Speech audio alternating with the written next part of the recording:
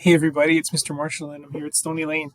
And a couple of weeks ago, I put up a new video about cows coming home, right? I was on vacation and I was in a village and we saw cows coming home, right? And it got me thinking, there's a lot of things that we say sometimes. By the way, you can look for that video on my YouTube channel. It's under shorts. Okay, it's called When Cows Come Home or something like that, but you'll find it. And I started thinking about sometimes there's silly things that we say, like cows coming home, or just other things that we kind of wonder about, right? So let me show you what I'm talking about. Here are some examples. Did you ever hear anyone say, it's raining cats and dogs?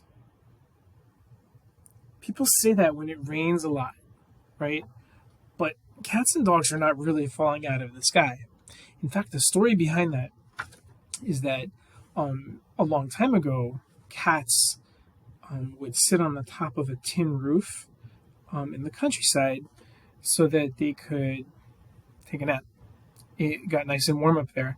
And then what happened is if it would start to rain, then they would slip off the roof. And that's why they say it's raining cats and dogs. I guess dogs did that too. Here's another funny thing people say. You're barking up the wrong tree. Barking up the wrong tree. When we say that, that means, you're really saying something wrong. You're making a big mistake. You're going to the wrong person about something. It's like you're doing something wrong.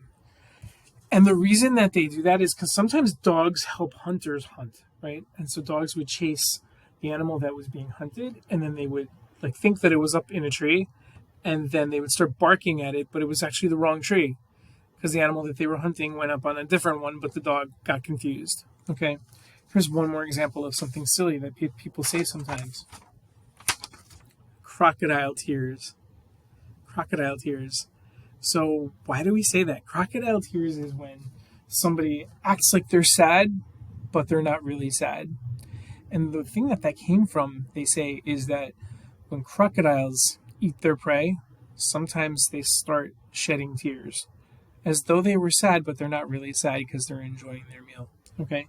And so people say if you have crocodile tears, that means that you're acting like you're sad, but you're not really sad. Okay? So that's kind of silly, these things, right? Those are kind of silly things to say, but that actually has a name. It's called